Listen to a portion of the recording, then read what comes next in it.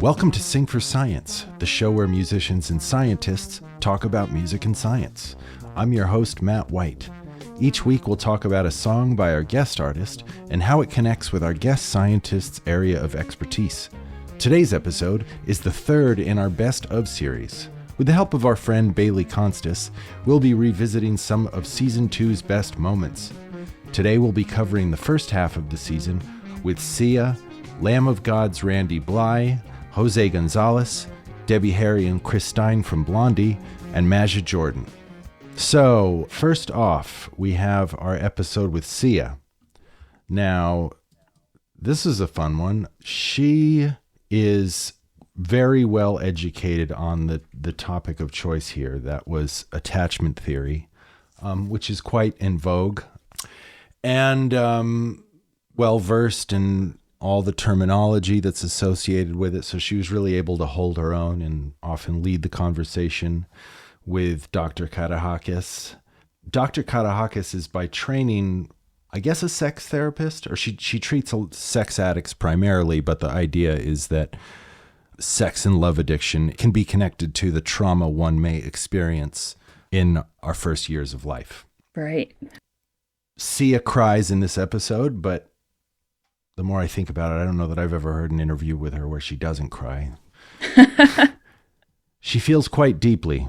She does. And I think she explains why she does in this episode. You know, we've all heard Sia, but we don't really know who Sia is. And I thought it was so brave and incredible how open she was about this. It's not an easy topic to talk about, being abused as a child. And I was just so impressed by both of them in this conversation. Yeah.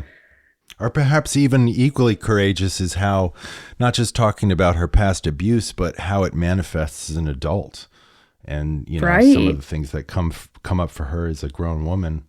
Yeah, and she does it with such grace and humor, which really makes the conversation palatable because it is really intense. And also, I think it's hilarious how, particularly this season, I don't think I've ever heard you mention Pantera more often. Oh, that's right. There's like multiple times where you mention Pantera this episode and the future episodes. That's true. I got to stop doing that because those folks have really ended up on the wrong side of history. Yeah. Yeah, that's funny. If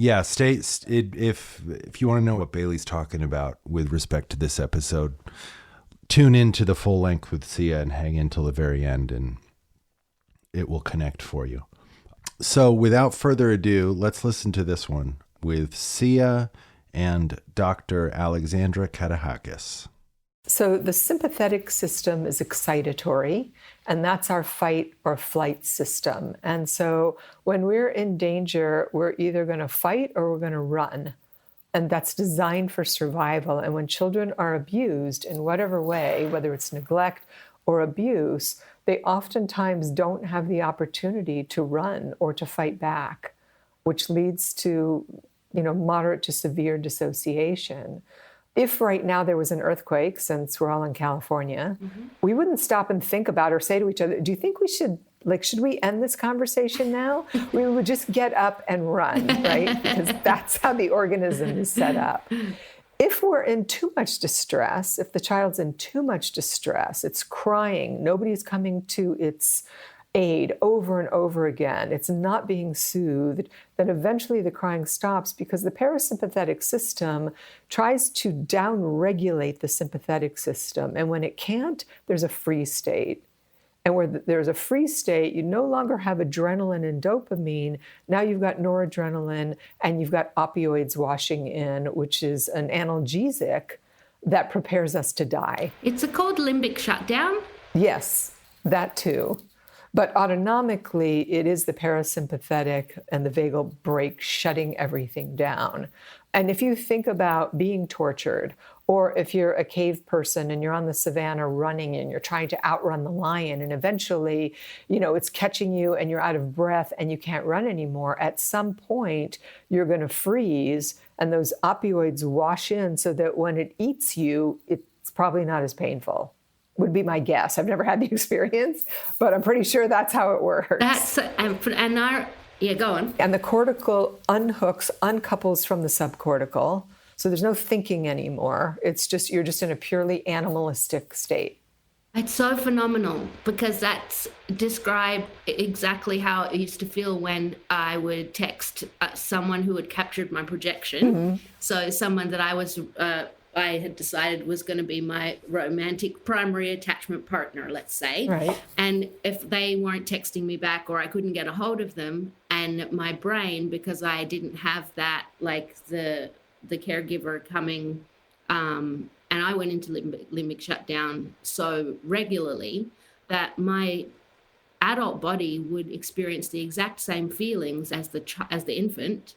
And I would have all the same neurochemicals dump into my system. And I'd think, why do I feel like I'm dying? Oh, wow. And it was so fascinating to find out that my body just would mimic the exact experience it had with this projection, this person who'd captured my projection, and to realize, okay, I'm not crazy, I'm not sick, and I mean, I have an attachment injury. This is something called object constancy, which I learned about. Right. And maybe you could help people understand what that is, because to understand what that was so relieving, because I thought, oh, I'm not a crazy person, a crazy girl. Right. And I think that's important, is that these are not just psychological issues. They are neurobiological constructs. You're not just a crazy girl. And because you didn't have consistent tending to as an infant and small child, that leaves for a very disorganized system internally, because we inherit our mother's nervous systems, essentially, because she's downloading her nervous system into that infant in utero in the third trimester. If you've got a mother that's stressed out or anxious or depressed or being beat, all of that neurochemistry is activated in her body. And there is an intersubjective communication between mother and infant that's neurochemical at that point. So when that baby's born, it's awash in those neurochemicals. And then her capacity to be able to take care of or regulate that infant is what is being transmitted to the infant. So there are our genetics and then our epigenetics, which is the impact of the environment on the genes. So, and those genes will express depending on what the environment is doing in that moment. So when you think about an environment for the evolution of a secure baby, you need a high level of synchronization between the mother and the infant, right? Eye contact. Attunement. Right. The tone of her voice, touch, gesture, all of that is the nonverbal conversation taking place between the two. And if she's not exquisitely attuned to that infant, there are going to be problems, because the infant requires that in order to start to come to fruition. So a lack of a capacity to feel alive, where there's no safe place, is what I think you were talking about, Sia. And because there was no safe face, there was no safe other there for you consistently. It was inconsistent. It was. My mother suffered from postnatal depression, so my father was my primary caregiver, which is very unusual, I've heard. But I mean, the fact is that she was so sick with depression that she couldn't be good enough. Yeah. So Dad had to step in, and I mean, my dad was psychotic. So, and I say that laughingly, but is that true? Was he really? Yeah. Oh, yeah. Okay. So it was terrifying. Of course. Now I can see, when I have communicated with him as an adult, I'm like, I can only imagine what that was like for an infant. Yeah, well, impossible, because what really happens, scary. there's a pervasive and chronic sense of non-being. There is no self able to develop there, because you've got an empty self that's matching that infant. And the core self is formed in these early months. And without that core self being formed, you're going to get into trouble. And that is comprised of, the amygdala first, as you said, and then it moves up to the insula, the cingulate, and the right orbital frontal. But that core self is crucial to stability. And it's only later that a subjective self starts to form, really, again, around the 9-month period, where I have a sense of myself in relation to other. But as an infant, there's none of that. To what degree is an infant a blank slate? I would say it's largely completely a blank slate. And so the argument about is it nature or is it nurture, I think has long been solved that it's both. And every child has a different disposition. Again, we have different genetics, but if I'm genetically predisposed to something that's a weakness, but I've got a caregiver that can circumvent that somehow, I'll probably be okay. Okay. One thing that I heard, who's the guru in this field? Which field? Dan Brown? No. God damn it. He's from Eastern Europe. Gabor Mate. Yeah. He's not. He's the guru in the field of addiction. Okay. He was saying that there's no identifiable gene for mental illness. Is that true? Yeah, I don't know about that. I just know that these early communications are the core of all psychopathology. And so, again, if somebody has a predisposition, let's say, to schizophrenia or bipolar disorder, if they have a contingently appropriately attuning parent, they may not have as much difficulty in that area. Or if it's strictly a genetic situation, they will. But I think it's hard to generalize those things. And when does the window of opportunity shut for a parent, about when you can still shape these things? Well, I think Dan Siegel talks about this in his book, Brainstorm, right? He talks about the teen years. But when we're talking about, these early infantile structures, the right brain is developing for the first 18 months. And those 18 months are crucial. And that's why it's so disturbing that the United States of America, which is supposedly one of the number one industrialized countries in the world, has no maternal care. No maternity leave, no maternal care whatsoever. We have people dumping infants 2-3 months old into daycare with multiple caregivers. I mean, it's actually criminal what we do to our children in this country and our mothers. And that's one of the main reasons we have this slipping in secure attachment, is because we don't have support for mothers and fathers. I mean, even in France, the fathers get, I think, 3 months paternity leave. Yeah. Right? And they provide them with, bus passes and, help all the way around. In Iceland, they get 6. Imagine that. Wow. All right, next up, this is a really cool episode, and I think this next one with Randy Bly, the dreadlocked singer of Lamb of God, and Tony Lemieux, who is a social psychologist. I think this episode turned out to be one of the more representative of the series as a whole, in my opinion. And what's cool is that Dr. Lemieux actually had reached out to me. He's a big metal fan, and he had pitched this episode, and Randy jumped enthusiastically at the opportunity to participate. They both had such cool things to say, and it's just so pertinent to everything that's going on, talking about intergroup conflict and toxic culture wars in this country and how we identify as us and them rather than you and me. I've seen many a photograph since of Randy live in concert sporting a Sing for Science t-shirt. Oh, that is so cool. Yeah. I think what's really great about this episode is that, well, you once again referenced Pantera in this episode. Yeah. I'm so fascinated with adolescence and music and youth culture. And I think that both of them in this discussion make that such a valid experience, and how those times in our lives are so important to who we become later. And just hearing Randy talk about his experience with the Sex Pistols, it makes him so relatable, and like he's not just this kind of well-known person. Like, he was a teenager. He's had these feelings, Yeah. and that was really cool to hear. I'm glad you bring that up for personal reasons as a father, because it's easy to forget how much we identify with media in general. And they really put a name to it and are able to talk about it in a very compelling way, these two. Okay, Dr. Tony Lemieux and Randy Bly from Lamb of God. In the sort of adolescent years, we find you see music, you see kind of a lens to the world.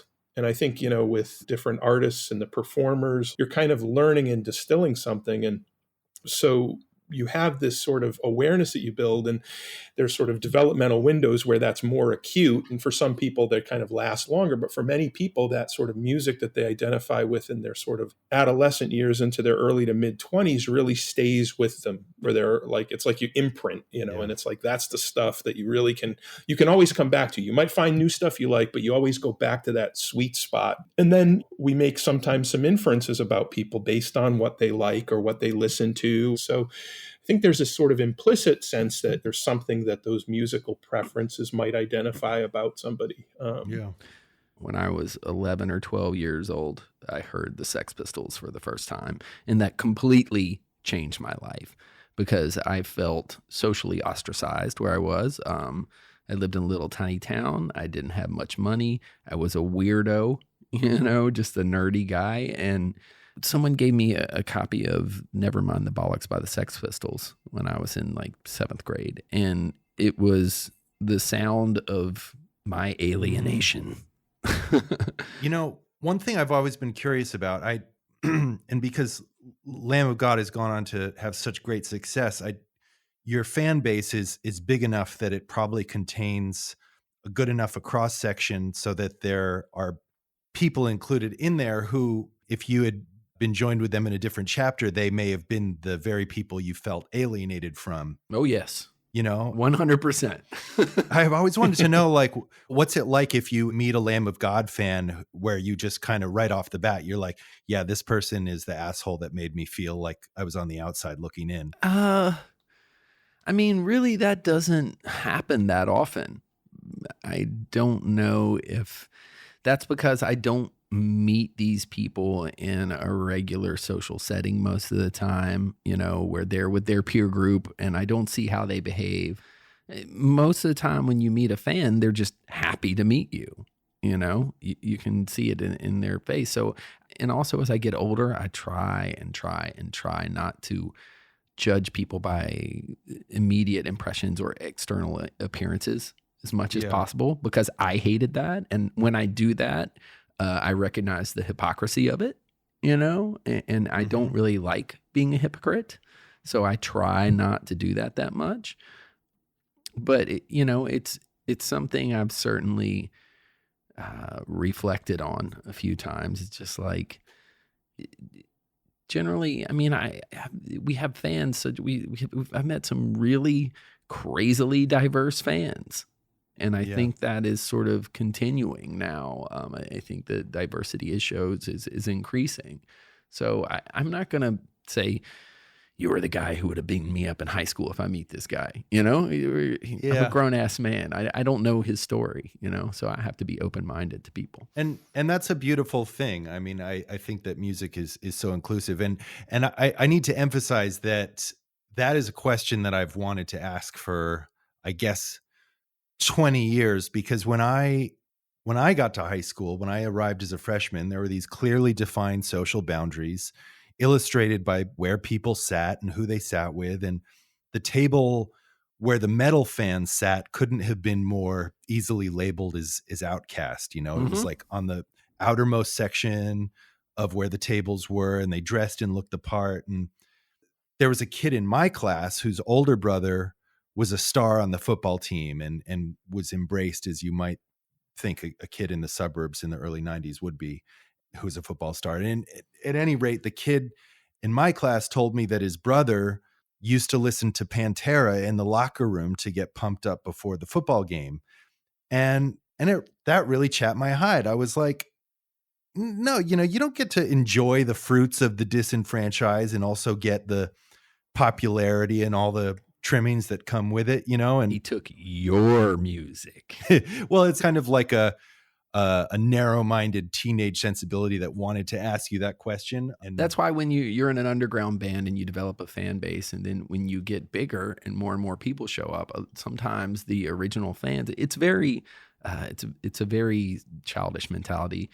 But if you get bigger and bigger, sometimes people will be like, they have this reaction as soon as you do well. And I've certainly seen it with my band and other bands before. It's just this sort of this sense of possession. Like, no, these people can't listen to my band. And then once you get bigger, it's like, my band is ruined, and they just write you off. I'll only ever listen to the first record or whatever, you know, and that's ludicrous. You know, Yeah. I have no choice over who listens to my music. yeah, and I mean, it's a good problem to have. Yeah.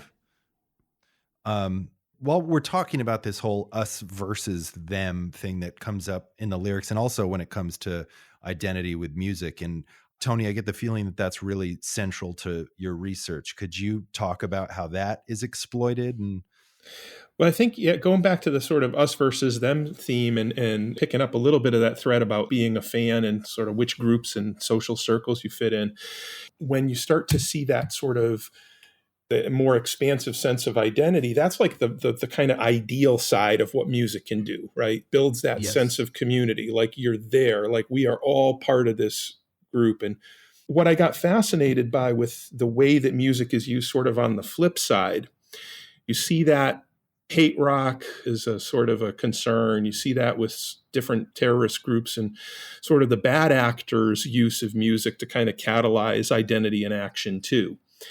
And so with the good and the positive aspects of forging the identity, which we've been kind of talking about a bit, there's that other side where it's sort of used by bad actors. And that's where I think there's still a question as to how important a role it can play and does play.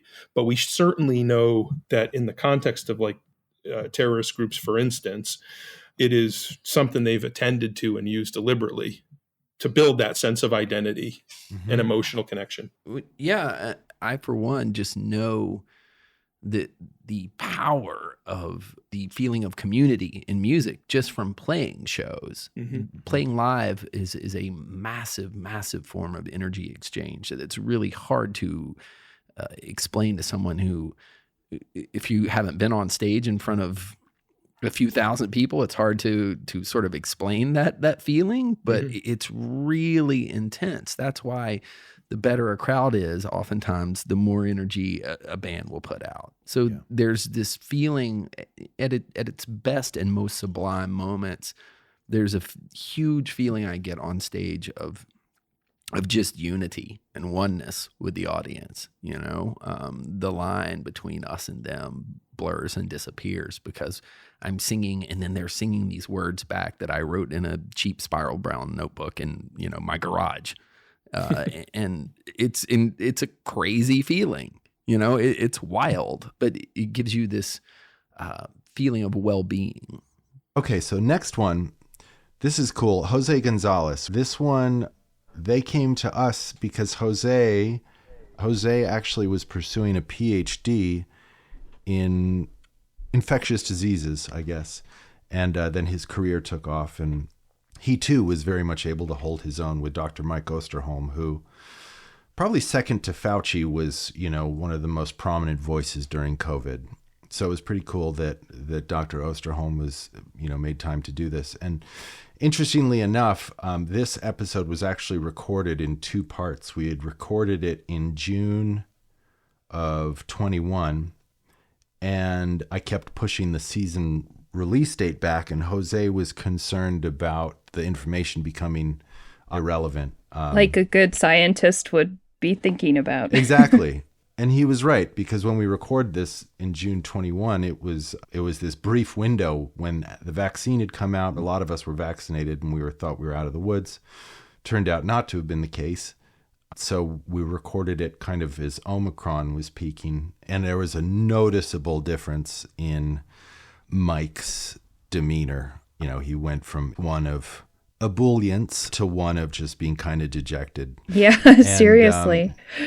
Didn't you interview Jose Gonzalez?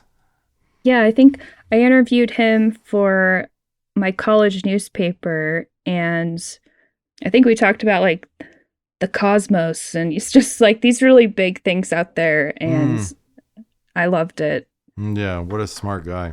Well, that's cool. I'd like to dig that up. Okay, here we go. Jose Gonzalez and Dr. Mike Osterholm. By having studied biochemistry and viruses, biochemistry 5 years and viruses just 1 year, I think I can handle much of the details. But of course, there's huge areas of what do you say, the opposite of knowledge. So it was 20 years ago that I started. So a lot of it has changed, and of course, I didn't learn that much that you can learn. But it did make it super interesting when around February, March in 2020, the pandemic was started to get noticed. I just spent 1 or 2 months delaying my album just to read and listen to experts, as I'm sure many people did as they were in their homes, especially in countries where they had lockdowns. Mm-hmm. But yeah, so I'm looking forward to talk to you, Mike, and hear what you have to say. I listened to your podcast, the update. So I'm really looking forward to hear more. Thank you. Well, Mike, how would you best describe your role as both scientist and public figure during the coronavirus pandemic? Well, first of all, let me just begin by saying what an honor it is to be here. And I have to tell you, Jose, I've had more people ask me if I have done this particular session with you yet than have asked if I've met the President of the United States. Okay. You have many, many fans in my world, in my spin out there. Wow. And rightfully so, deserved. In terms of your question, Matt, I've been thinking about pandemics for a long time.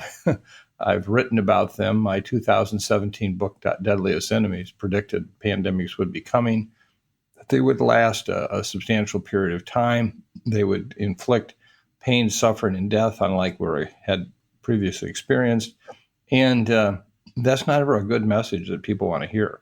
So it's easy to block it out. And in fact, I think one of the telltale moments of my early days in the pandemic was on March 10th of 2020. I was actually on the Joe Rogan podcast that day talking about this issue. And I said that we easily could see 480,000 deaths in the United States and that this could last more than 18 months. And you can't know the blowback I got at that point. Somebody who was just scaring the hell out of people needlessly, and they're just, this was not going to happen. And of course, you now know I obviously underestimated the impact. To a certain extent, it's understandable because no one had a frame of reference for this. It had not happened in anyone's lifetime. However, you saw this coming in 2005. You saw this, you talked about it in your book at great length in 2017. So what did you see in the data that tipped you off that this was going to happen? It'd be like if I asked you, if an apple comes loose from a tree, which way is it going to go? Mm-hmm. You'd say, well, down. And I'd say, where's your data? And you'd say, well, I don't have any data. It's gravity, I think just in understanding pandemics and the historic nature of them through all of time, it was just inevitable. We're going to see more. And so that the challenge is now we have it overlaid on a modern world with all of its interlinked supply chains and crowded megacities and lack of adequate healthcare in so many parts of the world. So in some ways, all I did is took a proposition that was equally, true 200 years ago and put it into a modern world context and said, this is what we're going to be up against. A good example would be if that apple falls from the tree on a very calm day, you could predict where it's going. On the other hand, if that apple falls off the tree in a Category 5 hurricane, you're not sure where it's going to land. But it's going to land eventually. If we're to understand that a virus's evolution is seemingly random, how has COVID behaved as a virus that you found surprising? Well, when you look at evolution, you can say it's random, but it's really not. It's exactly what Jose was talking about earlier, how you connect all these things together. And then there's the big questions. Evolution's been working since the very first chemicals on the face of what was this emerging Earth started to combine together, and then they formed other chemicals. And I think that ultimately they formed life. And then life became much more complicated through all of the history. And I think sometimes that's hard to imagine that life began many, many, many, many years before the Grand Canyon was ever begun to be formed. And so evolution is the powerful driver here. You might say it's like gravity. If you had to think of two things in the world right now that really drive us, it's gravity and it's evolution. And so I think in that regard, it's doing what it does. It's done in a very short period of time. We're talking 18 to 24 months when we're talking about from a standpoint of the Earth's history. That's not even one pebble of sand on a huge, huge beach in time, what's happened so far. But it also shows what microbes can do quickly.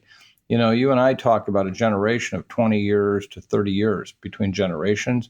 With microbes, we talk about differences between generation of 20 to 30 minutes.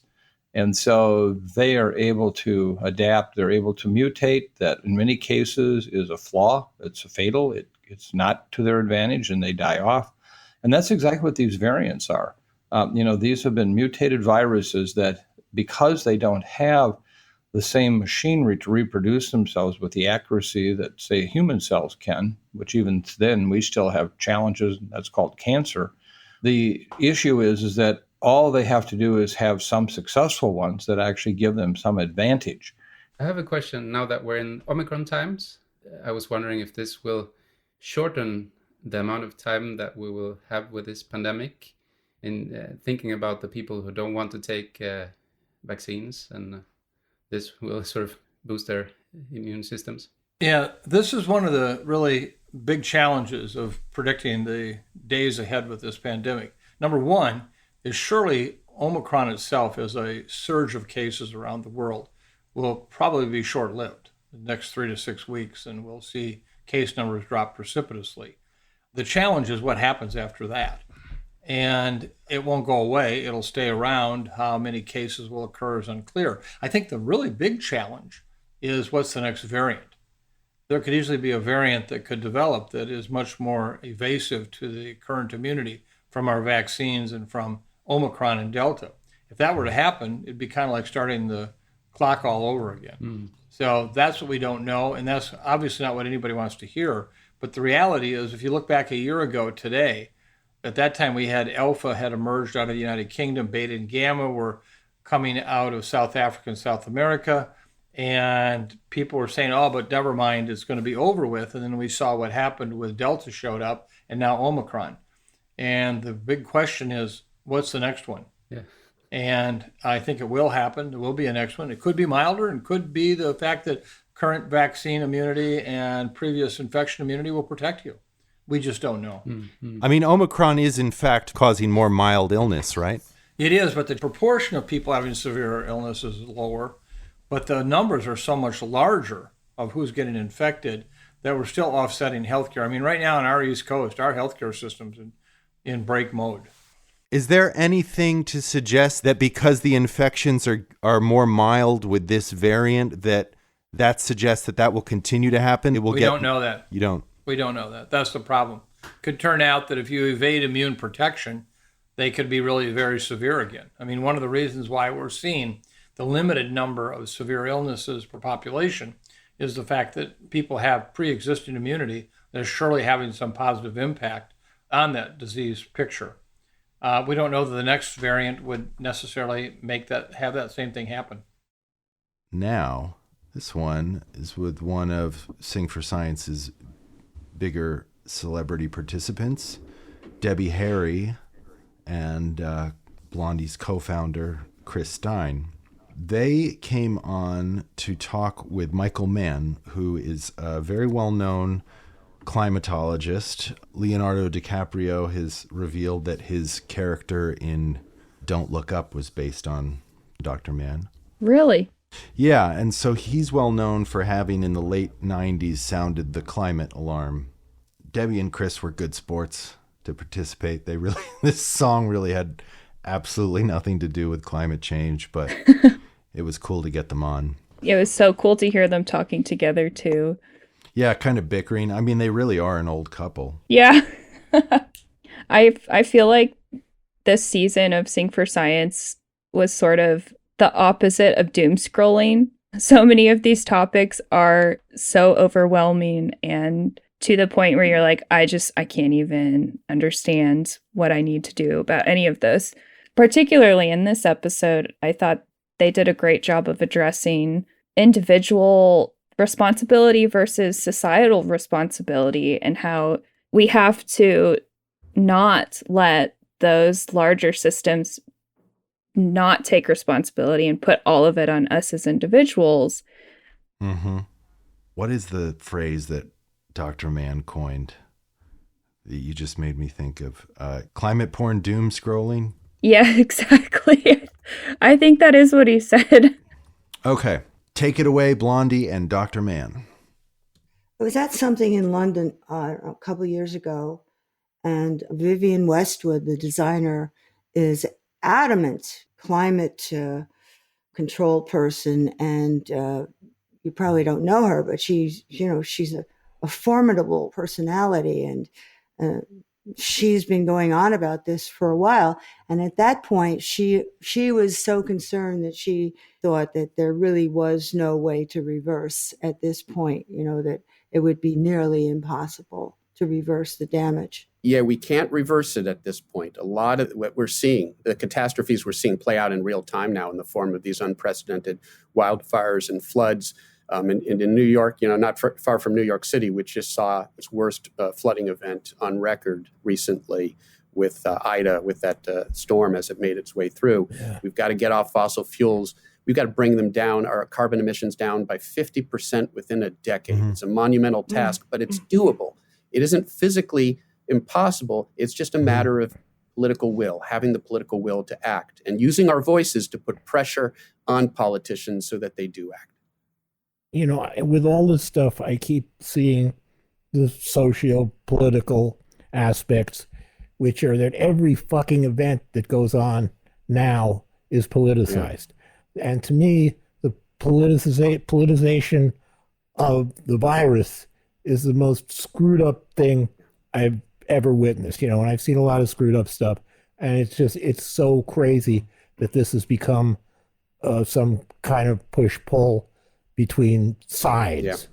And in the same sense, to see, climate change, the environment, plastic in the oceans, all this stuff is considered multi-level thing, that has two sides. Yeah. The fact that these events are considered by many people to have a positive and a negative rather than just being all negative. Yeah.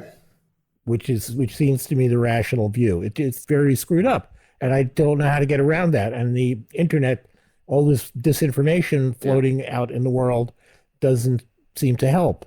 I still am seeing people writing the craziest stuff on Twitter. My friend is in the ventilator, and if only he could get the horse paste, he'd be fine. And people are still believing and buying into this madness. Well, Chris, a few months ago, I wrote an op-ed, a commentary for Newsweek, the title of which was Anthony Fauci, We Climate Scientists Feel Your Pain.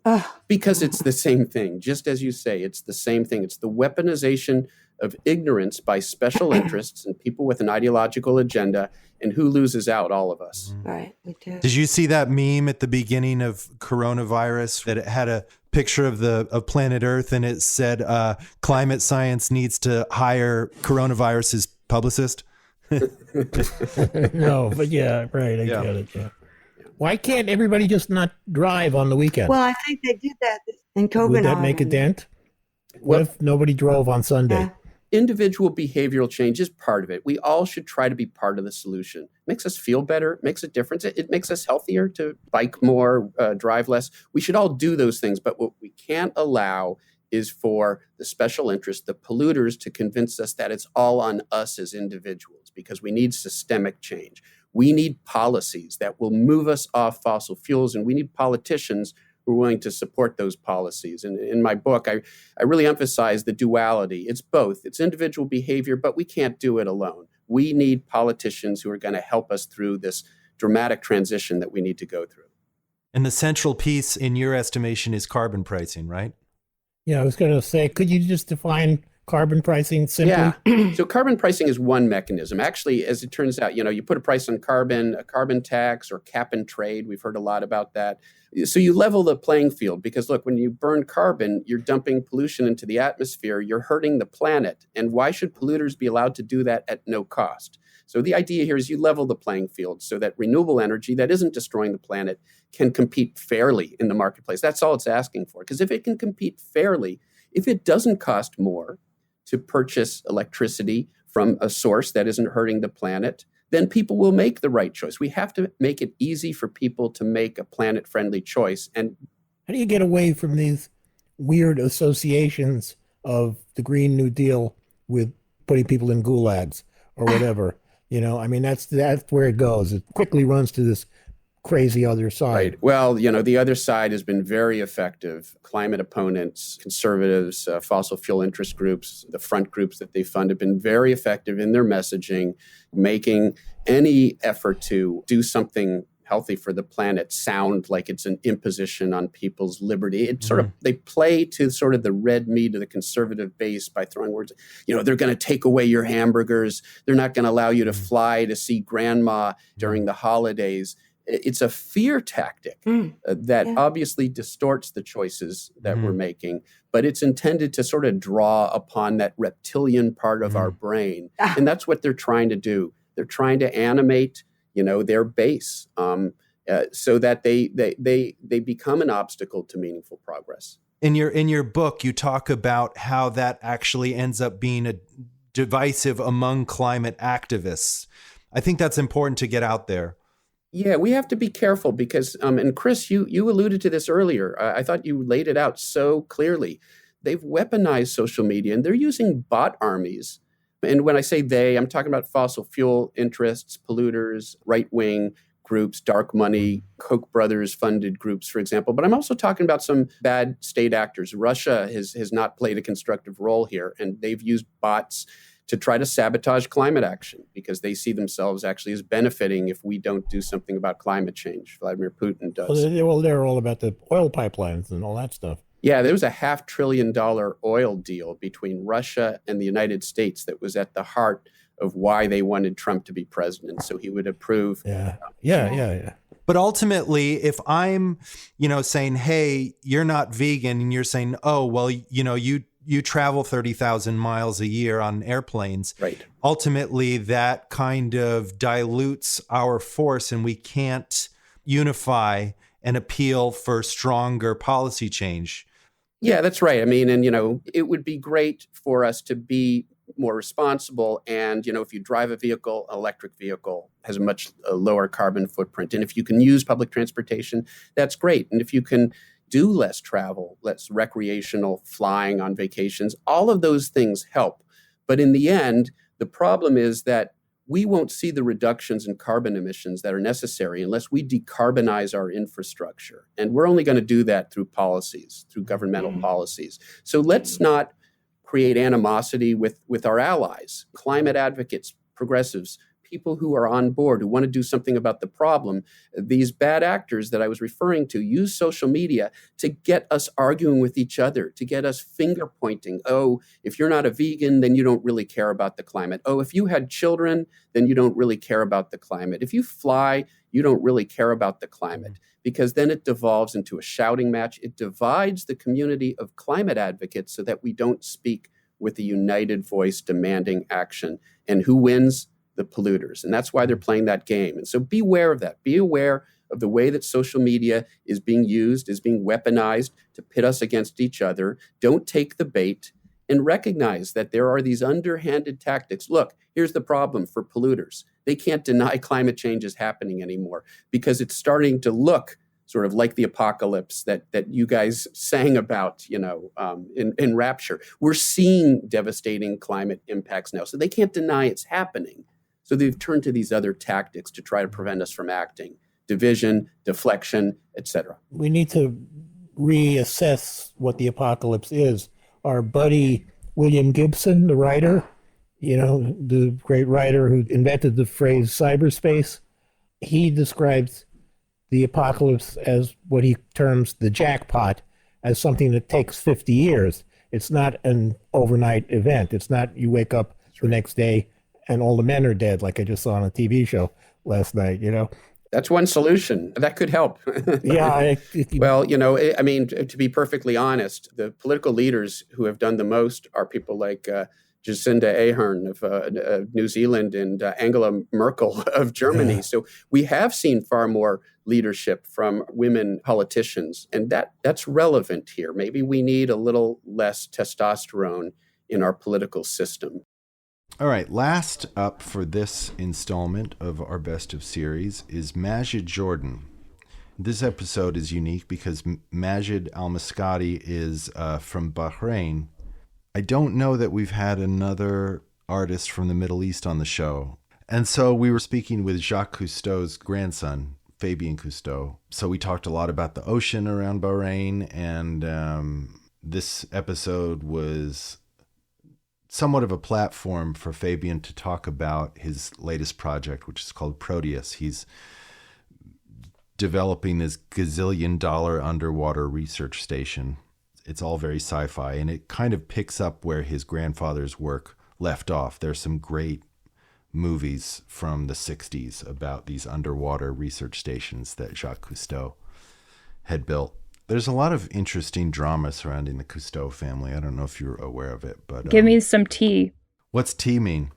You know, if you're having tea with someone, you're like sharing gossip. I've never heard that expression. Sharing some drama. Yeah, well, I think he had many heirs. They're all involved, if not directly, somehow tangentially to underwater exploits of one variety or another, and they're kind of legally limited in how much association they can claim with Jacques' legacy. It's kind of a bummer. Interesting. Yeah. It's a bummer because he's arguably, one of the most important conservationists of the last century, and people have pointed out to me, he wasn't a scientist, but I don't really think that matters. I mean, he was the first one to capture the world's attention and bring it underwater and reveal all of the magic that's hidden. It's such a great example of like a non-scientist trying to tackle a problem and leaving such a legacy behind that, now we get to talk to his grandson, and he's just trying to honor that. Yeah. Pretty cool. Okay, so here we go. Majid Jordan and Fabien Cousteau. My uncle would love to meet you, Fabien. He's actually like one of the lead conservationists on the island, and so he's written books on the animals on land and in the sea.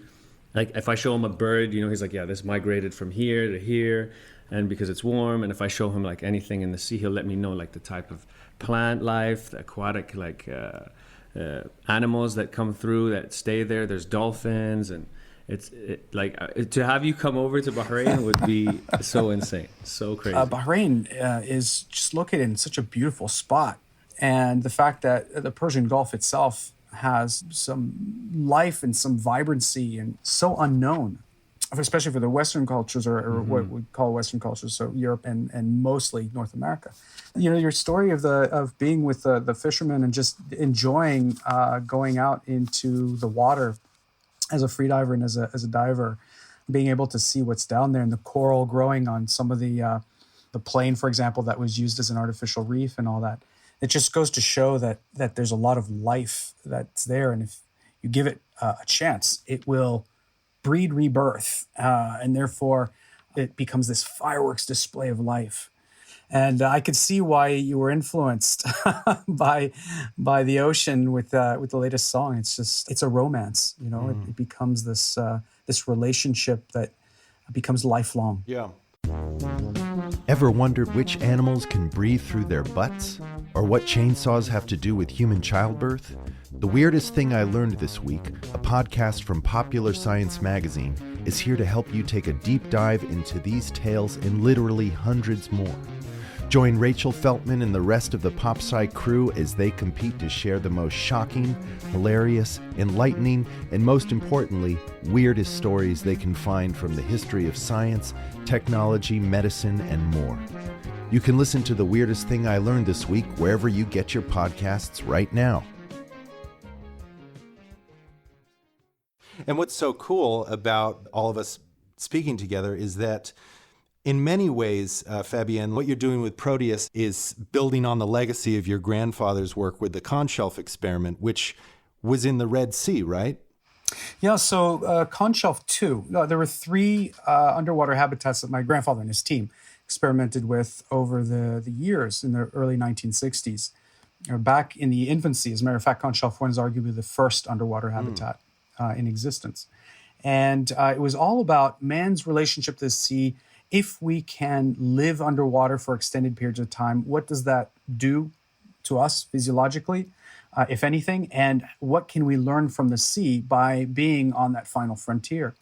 The conch shelf 2, which was maybe the most famous underwater habitat because of its being the protagonist in The World Without Sun, which was an Oscar award-winning movie that my grandfather had done back in those days, really highlighted the amazing mysteries of the undersea world and our being aliens in that world, our really going there for the first time, a little bit like landing on the moon or in the future, maybe colonizing Mars, and the value of an underwater habitat. Proteus builds a bit on the lineage of past pioneers, building underwater structures to explore the undersea world as a fish, so to speak, to be able to be saturated, if you will, so that we could have that extended period of time to have that experience, to really dance with nature and be able to come back and hopefully inspire others through the knowledge that we've gained from that experience. Proteus is really going to be the International Space Station of the ocean. Wow. And can you tell us about it, what it looks like inside and out? I mean, I've seen the mock-ups of it. It's so stunning. But I want to know, because I'm sure at this point you have a very three-dimensional understanding of an immersive one of what it's going to be like. Could you describe it for us? Sure. I'm still, thankfully, a little too young to have experienced the first habitats, conch shelf and all that. But I did get a chance to go to the last remaining undersea marine laboratory called Aquarius, where I took a team for 31 days. So it gave me an appreciation of the possibilities and also the limitations of a structure that was built in the 1980s. And so with that in mind, designing a state-of-the-art undersea marine habitat became not only an homage to all the exploits of the past, but also trying to tackle all the frustrations and limitations that they had to confront so that we could look forward. And with that in mind, building something 10 times the size of any previous habitat was paramount so that we could house it with multiple state-of-the-art marine laboratories, groups of researchers that are not 2, 4, or 6 people big, but twice that much, 12 or more, and not for days or maybe weeks, but weeks, months, and maybe longer, so that we can really push the envelope and we can really leverage that coefficient of time of being at the bottom of the sea. Now, yes, we can send ROVs and AUVs and submersibles, the divers from the surface and all that, and it's not meant to replace any of that. As a matter of fact, if anything, Proteus is the missing tool in the toolbox. But just like any tool, there was a very big void there since we don't have anything comparable except in space. And if we look at the value of what ocean brings us, and of course, for all the wonders that it brings, those intangibles, the things that make us dream, both the megafauna, like large animals like the blue whale, to the microcosmic, the phytoplankton, and the mantis shrimp and octopus battles, all those things are things that we can bring to the general public, both on a platform of knowledge, so that we can look at, for example, microbiology and chemistry, so we can battle pandemics like what we're doing right now with COVID in ways that are much more in pace with the pace of life today. But also we can bring stories.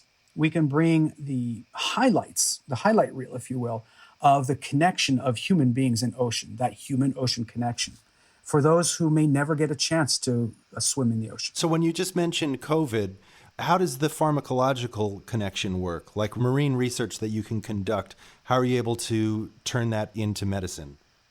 Well, the simplest example is something that we all know very much is the chemical compositions that we're able to extract around the world on land, right? The Amazon rainforest is a great example. For example, there are tens, if not hundreds of millions of compounds that are extracted from various flora and fauna that are then brought to labs as a DNA encyclopedia, if you will.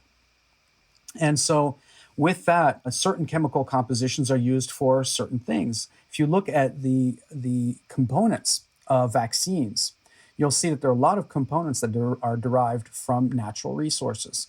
And a lot of times people spend months, if not years, in laboratories playing with those chemical compositions to see how they can be used for solution building, whether it's a viral pandemic or vitamins or some other aspect.